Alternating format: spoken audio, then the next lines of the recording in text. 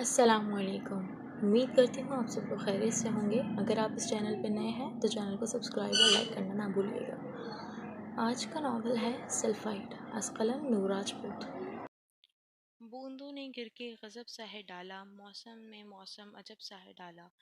ये बारिश का बादल भी मुझसा है रंज, जो छलका जरा सा बदल सा है डाला। हल्की फुल्की बूंदाबांदी ने जब मूसलाधार बारिश का रूप धारा, तो एला ने चौंक कर इस पागल लड़की की तरफ देखा जो आंखें मूंदे दोनों बाजू फैलाए मोहब्बतों के शहर में तलसम के खेज जगह पर बेफिक्र घूम रही थी, हवाओं के संग झूम रही थी। माही, एला ने जो शान शौकत और पुरस्कार अंदाज में खड़े एफिल टावर, जिसे दुनिया को खूबसूरत तरीन टावर होने का एजाज़ हासिल है, इसकी खूबसूरती को कैमरे की आंख में कैद करने की महफ थी, आखिरी सी कोशिश करते हुए इसे पुकारा। माही, बस कर जाओ, और कितना इंतज़ार करोगी? देखो, बारिश अब तेज़ हो रही है, हमें चलना चाहिए। किसी भी खतरे के पेश नज़र वो पहले से उसे वार्न कर रही थी, मगर वो सब चीज़ों से बेगाना अपनी धुन में सर्द धुंधती बारिश से लुत्फानंदोज हो रही थी। एला ने करीब जाकर छाता इसके ऊपर किया जो लापरवाही से भीग रही थी।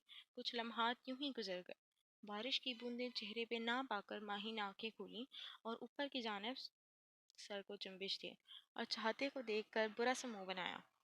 बस कर जाओ माही, पागलपन की भी कोई हद होती है, एला ने डपटा। तुम्हें पता है एला, आज 2 नवंबर है। ये दिन मेरे लिए बहुत खास है। यही वो दिन है जब वो शख्स पहली बार यहाँ इसी जगह मिला था, माही ने एक जज्ब से कहा। और तुम पिछले 3 सालों से लगातार यहाँ तशरीफ ला रही हो, वो दोबारा मिला क्या? एला ने माही का हाथ पकड़कर अब बाकायदा चलना शुरू कर दिया था, जबकि साथ साथ वो अपनी नाराजगी और गुस्से का इजहार कर रही थी। रुको एला, अभी सिर्फ शाम के 4 ही तो बजे हैं और मैं मजीद इस दुश्मन जहाँ का इंतज़ार करना चाहती हूँ। कुछ लम्हात इसकी याद के नाम करना चाहती हूँ।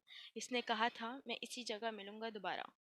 पागल मत बनो माही, अब मैं तुम्हारी मजीद कोई बकवास बर्दाश्त नहीं कर सकती, एला ने गसीले लहजे में डपटा। सर्दी की बारिश में भीगने की वजह से माही के खूबसूरत गुलाबी लब अब नीले पड़ने लगे थे। एला इसकी कपकपाहट वाज़ेह तौर पर महसूस कर चुकी थी, जो ठंड के बायस कपकपा रहे थे। लेकिन एकदम चुप, तुम्हारी आवाज़ ना आए।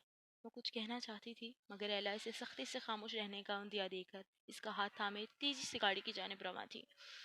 माही ने एक अलविदाई पुरशिकवा नज़र टावर पे डाली। इसकी आंखों में शिकवा उभरा। आज फिर वो नहीं आया।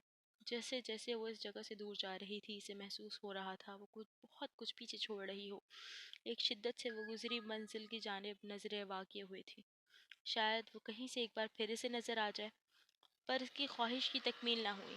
इसका दिल हमेशा की तरह अफसरदा था और डूब रहा था। वो लंबे कड़े इंतजार के बाद भी इसे नजर ना आ सका था।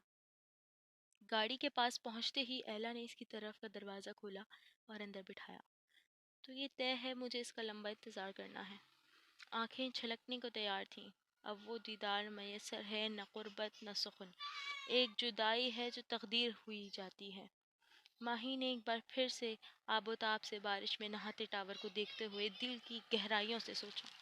इससे पहले वो मजीद कुछ सोचती, एला जन से गाड़ी आगे की जाने बढ़ा चुकी थी। रात का न जाने कौन सा पहर था। हवा में खनकी बहुत ज़्यादा बढ़ चुकी थी। आरामदेह बिस्तर पर पुरसकून नींद के ज़ेर असर आने वाला वो शख्स एक झटके से उठ बैठा था। कुछ ऐसे हादसे भी ज़िंदगी में होते हैं कि इंसान बच तो जाता है मगर ज़िंदा नहीं रहता। लैब की मध्यम रोशनी में चेहरे पे पसीने की नन्ही नन्ही बूंदें वाज़ेह थीं। देखते ही देखते अजियत की एक लहर इस शख्स के चेहरे पे फैल गई।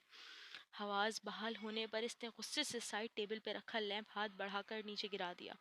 सिसकियों की आवाज़ वाज़ेह सुनाई दे रही थी और ये आवाज़ इसकी रूह को किसी तलवार की तरह जख्मी कर रही थी। बिलाखिर इसकी बर्दाश्त जवाब दे गई। Shut up, just shut up, वो बेबसी से चिल्लाया। वो दोनों हाथ कानों पर रख कर इसकी आवाज़ से बचना चाह रहा था, लेकिन शायद किसी ने रोने की कसम खा रखी थी। ऐसा पहली बार नहीं हुआ था। पिछले 3 सालों में भी एक दिन ऐसा नहीं गुजरा जब इस आवाज़ ने उसका पीछा ना किया हो। एक भी रात वो सुकून से नहीं सो पाया था। और फिर एक झटके से वो उठा और अब इसका रुख इस शफीक हस्ती की जान के कमरे की जानिब था जिसकी आगोश इसे सुकून पहुंचाती थी। अपने मतलूबा कमरे के बाहर पहुंचने के बाद इसने दरवाजे पे दस्तक दी। वो जानता था اندر وہ شفیق ہستی کے کمرے کی جانب تھا۔ وہ جانتا تھا وہ شفیق ہستی جاگ رہی ہوں گی۔ آ جاؤ۔ دروازے پہ دستک پر اندر سے آواز ابھری تھی۔ وہ جھٹکے سے دروازہ کھول کر اندر داخل ہوا۔ سامنے وہ ہستی اپنے بستر پہ بیٹھی سورہ یاسین کی تلاوت کر رہی تھی۔ بی جان، وہ تڑپ کر ان کی طرف بڑھا۔ بی جان نے سورہ یاسین کو عقیدت سے چوم کر سائڈ ٹیبل پہ رکھے اونچے طاق پہ رکھا۔ شاہ بیٹا، تم سب خیریت تو ہے نا؟ بی جان کے چہرے پہ پریشانی ابھری۔ وہ بی جان، وہ کچھ کہنا چاہتا تھا، لیکن آنسوؤں کا ایک گولا سا اس کے گلے میں اٹک گیا تھا۔ وہ آگے بڑھ کر بی جان کی گود میں سر رکھ کر لیٹ گیا۔ آج پھر کوئی برا خواب دیکھا کیا؟ بی جان پیار بھرے لہجے میں پوچھ رہی تھی، اور ساتھ ساتھ اس کے بالوں میں انگلیاں بھی پھیر رہی تھی۔ جانے دو آنسو کیسے اس کی آنکھوں سے پھسل کر بی جان کی گود میں جذب ہو گئے۔ کوئی اتنا کیسے رو سکتا ہے بی جان، کیسے؟ وہ اذیت سے دو چار لہجے میں پوچھ رہا تھا۔ بی جان نے اس کی بات پر ایک گہرا سانس لیا۔ کوئی 3 سالوں سے لگاتار رو رہا ہے بی جان، ایک بھی رات وہ چپ نہیں ہوا۔ کوئی اتنا کیسے رو سکتا ہے؟ بی جان کا کلیجہ جیسے اپنے بیٹے کی بات پر چھلنی سا ہو گیا تھا۔ کیا وہ شخص تھکتا نہیں بی جان؟ کہاں سے آتے ہیں اس کے پاس اتنے آنسو؟ وہ چپ کیوں نہیں ہوتا بی جان؟ کوئی اتنا کیسے رو سکتا ہے؟ وہ بار بار ایک ہی سوال دہرا رہا تھا۔ زخم گہرا دیا ہے بیٹا تم نے، اتنا گہرا زخم کہ تم سوچ بھی نہیں سکتے۔ بی جان نے کہنے کے بعد اس کے سر پہ پھونک ماری، جیسے ساری بلائیں ٹالنا چاہتی ہوں۔ اسے کہہ دیں کہ وہ چپ کر جائے بی جان، چپ کر جائے، خدا کا واسطہ ہے، وہ کہہ رہا تھا، اور بی جان نم آنکھیں لیے سن رہی تھی۔ کتنی ہی دیر وہ یہی الفاظ دہراتا رہا، اور پھر تھک ہار کر شاید اس سکون کے باعث جو اسے بی جان کی گود میں رکھ کر ملا تھا، ایک بار پھر نیند کی آغوش میں جا چکا تھا۔ گیلٹ برگس نے دنیا کے انسانوں کو 2 اقسام میں تقسیم کیا ہے، ایک برومائڈ اور دوسرے سلفائڈز۔ برومائڈ عام لوگ ہوتے ہیں جن کی سوچ ایک سی ہوتی ہے، جبکہ سلفائڈ خاص لوگ ہوتے ہیں جو کہ نایاب ہوتے ہیں، جو عام لوگوں سے ہٹ کر سوچتے ہیں، جو اپنی سوچ اور اپنے عمل دونوں سے لوگوں کو چونکا دینے کی صلاحیت رکھتے ہیں، جو غیر معمولی کام کو معمولی طریقے سے اور معمولی کام کو غیر معمولی طریقے سے سر انجام دیتے ہیں۔ کلاس روم میں ٹیچر کی آواز گونج رہی تھی، اور یہ بی ایس سی کی کلاس تھی، اور اس وقت ان کا انگلش کا لیکچر تھا۔ وہ دونوں دوسری قطار میں بیٹھی تھی، ایک طرف لڑکوں کی قطار تھی اور دوسری جانب لڑکیوں کی۔ اوہ ہو، امی نے کل کہا تھا کہ چھت پر سیمنٹ لگا دینا، میں پھر بھول گئی۔ آسمان پہ چھائے گہرے بادلوں کو دیکھ کر اس نے سوچا، پچھلے کچھ دنوں سے ہوتی لگاتار بارش نے ان کے ایک کمرے کی چھت کو ٹپکنے پہ مجبور کر دیا تھا۔ کاش میں سیمنٹ لگا ہی دیتے، اب امی کو محنت کرنی پڑے گی، اور اگر انہیں بھی یاد نہ رہا تو آج رات پھر مس ام ہانم۔ وہ مزید سوچ نہیں پائی تھی کہ کلاس ٹیچر کی سخت کی سی آواز اسے خیالوں کی دنیا سے نکال کر حقیقت میں لے آئی تھی۔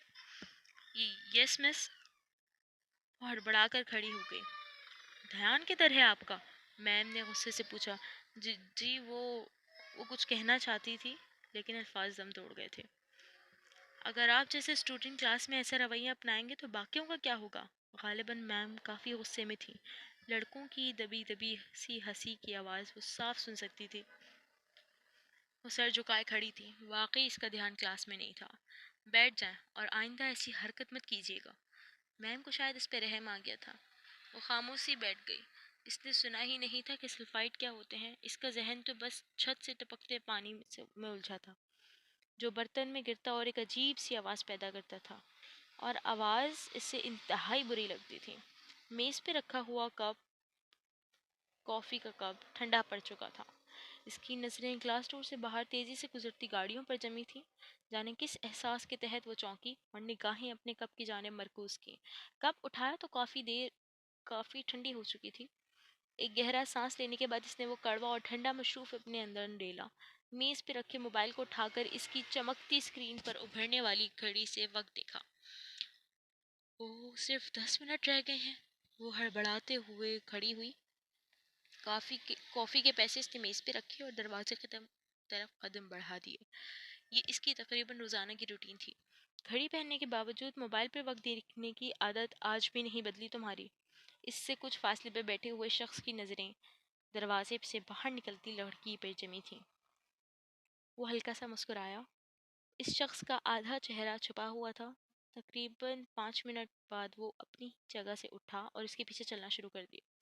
ان دونوں کے جانے کے بعد ایک لڑکا تیزی سے ریسٹورینٹ کے اندر داخل ہوا اور کاؤنٹر کی طرف بڑھا۔ ہے البرٹ، اینجل آئی تھی کیا؟ میڈی نے کاؤنٹر پہ کھڑے لڑکے سے پوچھا۔ ہاں، ہمیشہ کی طرح، البرٹ نے کافی کپ میں ڈالتے ہوئے جواب دیا۔ اور مون؟ ہاں، وہ بھی آیا تھا اور اس کے پیچھے چلا گیا، ہمیشہ کی طرح۔ یہ مون مر جائے گا میرے ہاتھوں۔ میڈی کو نہ جانے کس بات کا غصہ آیا تھا۔ ریلیکس میڈی، وہ اسے نقصان نہیں پہنچانے والا۔ البرٹ ٹرے اٹھا کر ایک میز کی جانب بڑھ گیا۔ لیکن مجھے اس پہ بالکل بھی بھروسہ نہیں ہے، میڈی اس کے پیچھے لپکا۔ اگر بھروسہ نہیں ہے تو جاؤ نا ان دونوں کے پیچھے، ویسے بھی تمہاری ان فضول باتوں میں ٹرین گزر چکی ہوگی۔ اوہ شٹ! البرٹ کی بات سن کر میری چلایا اور باہر کی طرف بھاگا، لیکن قسمت نے اس کا ساتھ نہیں دیا تھا۔ ٹرین گزر چکی تھی۔ اب اسے 10 سے 15 منٹ انتظار کرنا تھا جب تک دوسری ٹرین نہیں آ جاتی۔ میڈی کا موڈ بری طرح خراب ہو چکا تھا۔ جب وہ گھر پہنچی تو تقریباً پوری بھیگ چکی تھی۔ اکیڈمی اسے رکشے پہ آنا جانا پڑتا تھا۔ رکشے والا اسے مین روڈ پہ اتار دیتا تھا۔ مین روڈ سے گھر تک کا سفر 5 منٹ کا تھا اور ان 5 منٹوں میں بارش تیز ہونے کی وجہ سے وہ بھیگ چکی تھی۔ کتنی بار کہا ہے کہ رکشے والے سے کہہ کر گھر تک رکشہ لے آیا کرو، اپنے گھر کے سامنے اترا کرو، آسیہ بیگم نے اپنی بیٹی سے کہا، جو ہمیشہ ان کی بات ایک کان سے سن کر دوسرے سے نکال دیتی تھی۔ اماں، رکشے والا پیسے زیادہ مانگتا ہے۔ وہ تولیے سے بال صاف کرتے ہوئے بڑبڑائی۔ وہ تو ٹھیک ہے، لیکن کبھی کبھی حالات کو بھی دیکھ لینا چاہیے نا۔ آج موسم خراب تھا اور اتنی تیز بارش تھی۔ آج تو رکشے پر ہی دروازے تک آ جانا تھی نا۔ کیا مجھے کھانا ملے گا؟ وہ اپنی ماں کی بات مکمل نظر انداز کر گئی تھی۔ آسیہ بیگم سے اس کی بات سن کر سر جھٹکا۔ وہ اچھی طرح جانتی تھی کہ ان کی بیٹی ہمیشہ اپنی منمانی کرتی ہے۔ کپڑے بدلو، میں کھانا گرم کر کے لاتی ہوں۔ آسیہ بیگم برآمدے سے ملحقہ چھوٹے سے کچن میں چلی گئی تھی، جبکہ وہ کمرے کی طرف بڑھ گئی۔ ماہم اور جواد کہاں ہیں؟ نظر نہیں آ رہے۔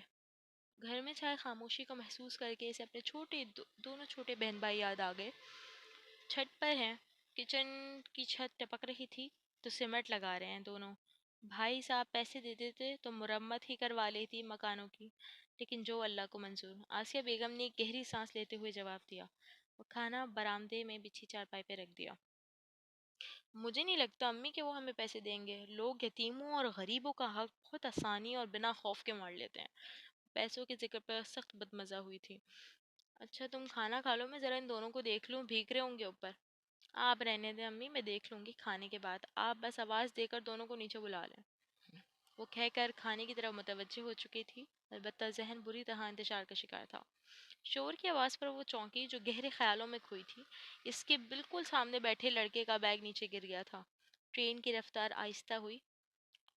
مارنے لیویلے اسٹیشن۔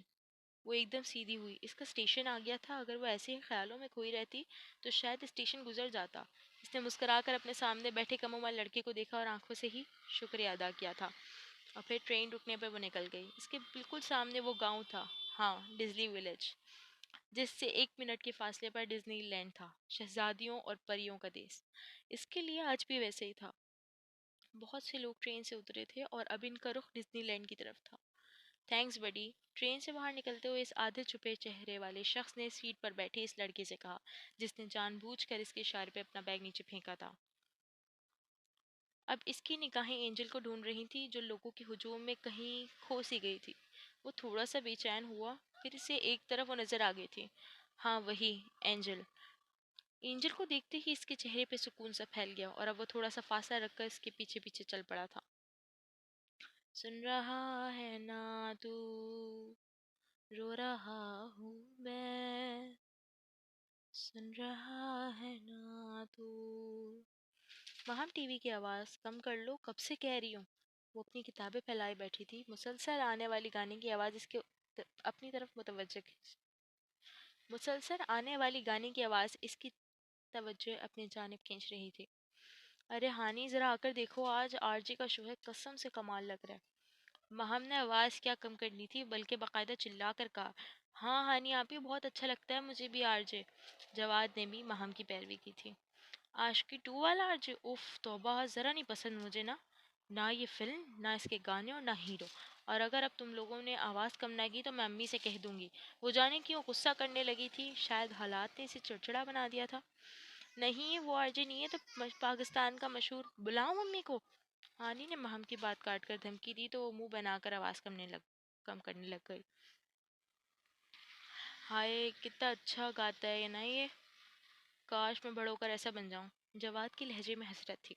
وہ چھوٹا سا بچہ جانے کب اسکرین پر گٹار پکڑے گاتے ہوئے لڑکے کا فین بن چکا تھا، اسے خود بھی معلوم نہیں تھا۔ کل رات مولانا صاحب کی روح پرواز کر گئی۔ ہانی کی نظر سامنے رکھے اخبار پہ پڑی تھی۔ اس کے دماغ نے لفظ روح کو بہت بری طرح کیپچر کیا تھا۔ روح، روح؟ وہ ہولے سے بڑبڑائی۔ روح کیا ہے؟ ایک سادہ سے سوال نے اس کے دماغ میں جنم لیا۔ اس کا ذہن اٹکا، وہ سوچتی رہی لیکن کوئی سرا نہ پکڑ پائی۔ تھک ہار کر اس نے کتابیں اٹھا کر ایک طرف رکھی اور لیٹ گئی۔ اس کا ذہن آج کل پڑھائی میں نہیں لگ رہا تھا۔ عجیب و غریب سوچوں نے اس کے دماغ کو گھیرا ہوا تھا۔ کبھی تم لوگ پڑھ بھی لیا کرو، ہر وقت ٹی وی میں گھسے رہتے ہو، ہانی نے اپنے دونوں بھائیوں کی طرف دیکھتے ہوئے کہا جو اس سے کچھ فاصلے پہ نظریں ٹی وی پہ جمائے بیٹھے تھے۔ ہمیں کتابی کیڑا نہیں بننا، کیوں جواد؟ مہم نے جواد کی طرف دیکھتے ہوئے پوچھا۔ وہ بھی مسکرا دیا جبکہ ہانی نے افسوس سے سر ہلایا۔ یہ تھی ہانم عرف ہانی، جو بی ایس سی سال دوم کی طالبہ تھی، جس کی کل کائنات اس کی ماں اور دو بہن بھائی تھے۔ مہم ہانی سے 2 سال چھوٹی تھی جو سیکنڈ ایئر میں تھی، اور جواد مہم سے 4 سال چھوٹا تھا۔ اب سار صاحب جو کہ ہانی کے والد 7 سال پہلے ہی دنیا سے رخصت ہو گئے تھے، وقت اور حالات نے اسے عمر سے بڑا بنا دیا تھا۔ البتہ مہم میں بھی بچپنا تھا۔ روح کیا ہے؟ ایک بار پھر اس کا ذہن الجھا۔ بالآخر اٹھ کر کمرے سے باہر نکل گئی۔ تیرے سنگ گزر جائے یہ عمر جو باقی ہے، ہنس تو نظر آ کھل کر، کاہے کی اداسی ہے۔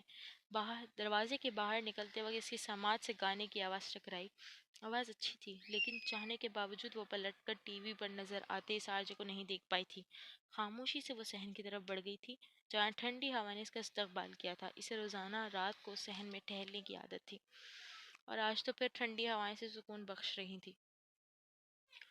آنکھ میں آنسو نہیں پر رلاتا ہے بہت، وہ دسمبر، ہر دسمبر یاد آتا ہے بہت، ساتھ میری بھیگتا ہے بارشوں میں بیٹھ کر، یاد کے سارے دریچے کھول جاتا ہے بہت، رونتا ہے یہ جہاں کی ساری دیواریں کھڑی، 2 قدم پر لا کر اس کو آزماتا ہے بہت، مسکراہٹ گنگناہٹ کہے باتیں تیری، خواب بن کر رات بھر مجھ کو جگاتا ہے بہت، مجھ کو دے جاتا ہے چھپ کر اس کی خوشبو کا پتہ، ایک دیوانے کو یہ پاگل بناتا ہے بہت۔ پچھلے 1 گھنٹے سے وہ سوشل میڈیا پر مختلف اکاؤنٹس کو چیک کر رہی تھی لیکن وہ شخص اسے کہیں بھی نظر نہیں آیا تھا۔ بیٹھے بیٹھے اس کی نازک کمر اکڑ گئی تھی مگر اس کے تجسس میں ذرہ برابر بھی کمی نہیں آئی تھی۔ بس کرو ماہی، اور کتنا ڈھونڈوں گی اسے؟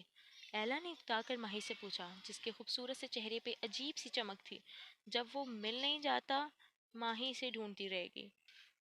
مجھے سمجھ نہیں آتا کہ 5 منٹ کی ملاقات میں وہ شخص تم پر کیا جادو کر گیا ہے کہ تم جو یوں خوار ہو رہی ہو۔ یہی بات تو میں جاننا چاہتی ہوں، اس سے مل کر پوچھنا چاہتی ہوں کہ ماہی پہ کیسا جادو کیا ہے اس نے۔ ماہی پرشوق نگاہوں سے مسکرائی تھی۔ وہ تمہیں نہ ہی ملے تو بہتر ہے، جب بنا ملے یہ حال ہے تو جانے مل کر کیا ہوگا؟ ایلا نے لیپ ٹاپ اس کے سامنے سے اٹھاتے ہوئے کہا، تمہارے منہ میں خاک، میرا لیپ ٹاپ واپس کرو۔ ماہی سخت متبضع ہوئی۔ پہلے ڈنر، تمہیں یاد ہے نا ہم نے پلان کیا تھا آج ڈنر باہر کریں گے؟ مجھے بھوک لگی ہے، جلدی اٹھو، بعد میں ڈھونڈتی رہنا اپنے عشق گمشدہ کو۔ ایلا نے اسے ہاتھ سے پکڑ کر کھڑا کیا۔ ڈھونڈنے دو نا ایلا، شاید مل ہی جائے۔ ماہی کے لہجے میں حسرت تھی۔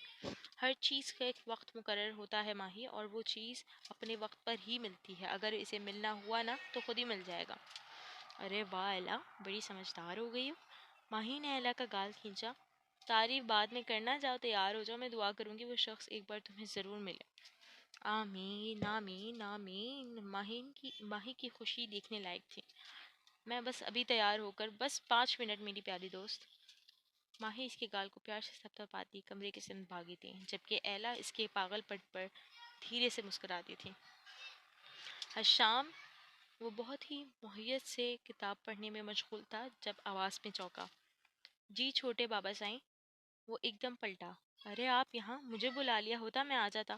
حشام نے سید جبیل کو اسٹڈی روم کے دروازے میں کھڑا دیکھا تو کہا کوئی بات نہیں، یہ بتاؤ تمہارا لاڈلا آ رہے یا نہیں؟ بابا سائیں آپ اندر تو آئیں پھر بتاتا ہوں۔ شام نے کتاب خانہ بدوش کو ایک طرف رکھتے ہوئے کہا اور اپنی جگہ سے کھڑا ہو گیا۔ نہیں بیٹا، مجھے ذرا ضروری کام ہے، یہ بتاؤ وہ آ رہا ہے یا نہیں؟ جی بابا سائیں، میری بات ہوئی ہے اس سے، وہ آ رہا ہے۔ شام نے مسکرا کر جواب دیا، ایک شفیق سی مسکراہٹ جو اس کی شخصیت کا حصہ تھی۔ چلو شکر ہے، اس پہ بھی کچھ پڑھ کر پھونک دو جس سے وہ سدھر جائے۔ ناک میں دم کر دیا اس لڑکے نے۔ وہ سید جبیل شاید بہت ہی تنگ تھی اس انسان سے جس کا وہ ذکر کر رہے تھے۔ آپ فکر نہ کریں بابا سائیں، میں اسے سمجھاؤں گا، اب وہ کچھ الٹا سیدھا نہیں کرے گا، شام نے اعتماد سے کہا تھا۔ لیکن یہ بات وہ بھی بہت اچھے سے جانتا تھا کہ ساری دنیا بدل سکتی ہے، قیامت آ سکتی ہے، لیکن وہ کبھی نہیں سدھر سکتا تھا۔ ٹھیک ہے تم آرام کرو، سید جبیل کہتے چلے گئے، جبکہ حشام صرف مسکرا کر رہ گیا اور موبائل اٹھا کر اس کا نمبر ملانا شروع کیا جس کی ابھی بھی تعریف ہوئی تھی۔ Cause I wanna touch you, baby, and I wanna feel you too. I wanna see the sunrise and the sun, just me and you. Light it up on the run. Let's make love tonight. Make it up. Fall in love. گاڑی میں music کی آواز کانوں کے پردے پھاڑ دینے کے برابر تھی، لیکن وہ آرام سے ڈرائیونگ کرنے کے ساتھ ساتھ گنگنا بھی رہا تھا۔ ہے مکی، اس نے آواز کم کرتے ہوئے پچھلی سیٹ پر دراز مکی کو پکارا۔ یس بڑی، مکی نے جواب دیا۔ گھر جا رہا ہوں میں، کل تم نے جانا ہے؟ دبلا پتلا سا وہ لڑکا اپنے دوست سے پوچھ رہا تھا۔ میرا گھر جا کر بور ہونے کا کوئی ارادہ نہیں ہے، سنو تم بھی جلدی آنا۔ مکی جواب دے کر دوبارہ موبائل کی طرف متوجہ ہو چکا تھا، جبکہ میوزک کی آواز ایک بار پھر دماغ میں چبھنے لگی تھی۔ But you'll never be alone. I'll be with you from dusk till dawn. I'll be with you from dusk till dawn. Baby, I'm right here and holding you when it's wrong. I'll be with you from dusk till dawn. I'll be with you from dusk till dawn. Baby, I'm right here. I'll be with you from dusk till dawn. Baby, I'm right here. اس نے گاڑی سڑک کے کنارے کھڑی کی اور set سے deck لگا کر آنکھیں بند کر لیں۔ وہ 2 گھنٹے کی پرفارمنس کے بعد وہ تھوڑا سا تھک گیا تھا۔ جانے اس کا دماغ کہاں پہنچا ہوا تھا جب اچانک گاڑی کے شیشے پر کسی نے دستک دی۔ اس نے جھٹ سے آنکھیں کھولی، اس کی سماعت دوسروں کی نسبت کافی تیز تھی۔ اس نے اکتا کر گاڑی کا شیشہ نیچے کیا تو سامنے کھڑے وجود کو دیکھ کر جہاں اس کی آنکھوں کی چمک بڑھی، اسی پل چہرے پہ ناگواری ابھری۔ سامنے ایک سجی سنوری لڑکی کھڑی تھی۔ وہ اچھی طرح جانتا تھا کہ اس علاقے میں اس وقت کون سی عورت مل سکتی تھی۔ کیا میں اندر بیٹھ سکتی ہوں؟ لڑکی نے ایک ادا سے پوچھا۔ جی جی بالکل، آئیے۔ اس سے پہلے وہ کچھ کہتا، مکی اس لڑکی کو دعوت کو قبول کر چکا تھا اور وہ لڑکی بھی گاڑی کی پچھلی سیٹ کی طرف بڑھ گئی۔ یار گاڑی چلاؤ، مکی نے لڑکی کو اندر بٹھانے کے بعد خپاست سے مسکرا کر کہا۔ وہ بنا کچھ کہے گاڑی آگے بڑھا چکا تھا۔ اس نے ایک بار بھی پیچھے نہیں دیکھا تھا اور وہ جانتا بھی تھا کہ مکی کیا کر رہا ہوگا۔ کب سے کر رہی ہو یہ کام؟ جانے کیوں اس نے پہلی بار کسی سے سوال کیا تھا۔ پچھلے 5 سال سے، لڑکی نے سنبھل کر جواب دیا۔ وجہ؟ شوہر نے طلاق دی دی تھی، چھوٹے چھوٹے بچے ہیں، ان پڑھ ہوں، کوئی کام نہیں ملا، خاندان میں دوبارہ کسی نے شادی نہیں کی مجھ سے، آخر مجھے اس طرف آنا پڑا۔ لڑکی حیران تھی کہ کوئی پہلی بار اس سے کچھ پوچھ رہا تھا۔ کیا یار ایسے سوال کر کے کیوں دل خراب کر رہے ہو؟ مکی کو اس کی مداخلت پسند نہیں آئی تھی۔ اس نے ساتھ والی سیٹ پہ رکھے بیگ سے ہاتھ بڑھا کر پیسے نکالے اور پیچھے لڑکی کی طرف پھینکے۔ جاؤ اب یہاں سے۔ ایک جھٹکے سے گاڑی روکنے کے بعد حکم دیا۔ وہ لڑکی اور مکی دونوں حیران تھے۔ کیا سچ میں صاحب؟ لڑکی کو یقین نہ ہوا۔ دفع ہو جاؤ اب، وہ دھاڑا تھا۔ اور لڑکی بھی ایک پل بھی ضائع کیے بنا گاڑی سے باہر نکل گئی تھی اور اس نے دوبارہ گاڑی جھٹکے سے آگے بڑھا دی۔ پیچھے بیٹھے مکی کی سمجھ میں کچھ نہیں آیا، تو وہ اپنے برابر رکھنے والا شخص تھا۔ وہ تو اپنا حساب برابر رکھنے والا شخص تھا، پھر آج کیسے؟ مکی سوچ رہا تھا لیکن کچھ پوچھا نہیں۔ وہ جانتا تھا آگے بیٹھے شخص کا دماغ کسی بھی وقت الٹ سکتا تھا، البتہ اس کا موڈ بری طرح خراب ہو گیا تھا۔ ہمارے ہندو دھرم میں طلاق نہیں، تم مسلم لوگ طلاق کیوں دیتے ہو؟ اگر طلاق کے بعد اس عورت سے کوئی شادی نہ کرے اور مجبوراً وہ جسم فروشی پہ آ جائے تو اس کا ذمہ دار کون ہوتا ہے؟ تم لوگوں سے اچھا تو ہمارا دھرم ہے جس نے طلاق ہے ہی نہیں، اور عورت ہمیشہ اپنے پتی کے ساتھ رہتی ہے۔ اس کے ذہن میں آج صبح اس کی پوسٹ پر ایک انڈین لڑکی نے جو کامنٹ کیا تھا وہ گونج گیا۔ وہ لڑکی وقتاً فوقتاً اس سے عجیب و غریب سوال پوچھتی رہتی تھی۔ خود کو وہ اس کی مداح بتاتی تھی لیکن اس کے سوال ہمیشہ اچھے ہوتے تھے۔ لیکن آج شالنی نے جو سوال کیا تھا اس سے اس کا دماغ بری طرح گم گیا تھا۔ I'm not a Muslim۔ اس نے بس یہ جواب دیا۔ اوہ ریئلی؟ شالنی کو زبردست جھٹکا لگا تھا۔ اس کے بعد وہ ہزار کامنٹ کر چکی تھی، میسج کر چکی تھی، لیکن اس نے جواب دینا ضروری نہیں سمجھا تھا۔ اور اب اس وقت اس لڑکی کو دیکھ کر اسے وہ سوال یاد آیا، اس لیے اس کا دماغ پوری طرح گھوم چکا تھا۔ میوزک کی آواز وہ اور زیادہ بلند کر چکا تھا، جبکہ مس مکی نے چپ رہنے میں ہی عافیت جانی تھی۔ کیا ہوا ہے ہانی؟ آج کل تمہارا دھیان پڑھائی میں بالکل بھی نہیں ہے، کوئی پریشانی ہے کیا؟ وہ دونوں کلاس سے باہر نکلی تھی جب مہرو نے اپنی بہترین دوست ہانی سے پوچھا۔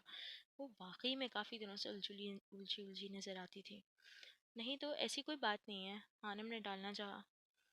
مس ہانم اور ہانی، تم نے مجھے اتنا بے وقوف سمجھا ہے کہ جو میں تمہاری خاموشی محسوس نہیں کر پاؤں گی؟ میں سوچ رہی ہوں کہ کوئی جاب کر لوں، لیکن سمجھ نہیں آتا کہ جاب دے گا کون مجھے۔ ہانم پریشان تھی۔ اوہ پیسوں کا مسئلہ ہے؟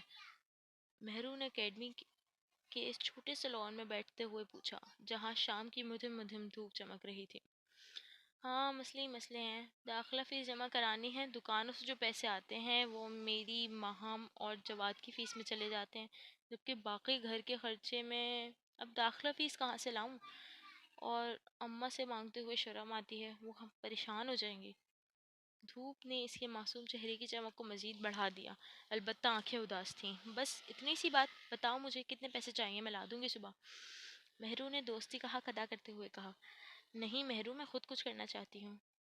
اچھا چلو تم پریشان مت ہو، اللہ بہتر کرے گا۔ مہرو نے اس کا ہاتھ ہلکے سے دبایا۔ اس سے پہلے وہ کچھ کہتی ہانم کے بیگ سے وائبریشن کی آواز ابھری۔ اس نے ہاتھ بڑھا کر موبائل بیگ سے نکالا۔ یہ ایک چھوٹا کی پیڈ موبائل تھا، شاید کسی کا میسج آیا تھا۔ تم سے کچھ کہنا ہے مگر کبھی تم نہیں ملتے، کبھی الفاظ نہیں ملتے۔ نمبر دیکھ کر اس کے رگو جام ایک زہر سے پھیل گیا۔ اس نے میسج فوراً ڈیلیٹ کیا اور موبائل غصے سے بیگ میں پٹکا۔ آرام سے ہانی، کیا ہوا ہے؟ کس کا میسج تھا؟ مہرو نے پوچھا۔ وہ اس کی حرکت دیکھ چکی تھی۔ پتہ نہیں، کوئی رانگ نمبر تھا۔ اور فکر مت کرو، یہ کوئی اسمارٹ فون نہیں ہے جو ٹوٹے گا یا خراب ہوگا۔ پچھلے 1 سال سے استعمال کر رہی ہوں، ابھی تک کچھ نہیں بگڑا اس کا۔ جانے وہ اتنی تلخ کیوں ہو گئی تھی، یا پھر حالات نے اسے ایسا بنا دیا تھا۔ اچھا یہ سب چھوڑو، بتاؤ چائے پیو گی؟ مہرو نے سوالیہ نظروں سے اسے دیکھا۔ وہ بات کا رخ بدلنا چاہتی تھی۔ جی، خانم نے اس بات میں سر ہلایا۔ اچھا تم بیٹھو، میں لے کر آتی ہوں۔ مہرو یہ کہہ کر کینٹین کی طرف بڑھ گئی، جبکہ اس نے گہری سانس لی تھی، جانے تقدیر اس کے ساتھ کیا کرنا چاہتی تھی۔ اتنا ہی، مزید نیکسٹ پارٹ کے لیے اسٹے ٹیون، اپنا خیال رکھیے گا، فی امان اللہ۔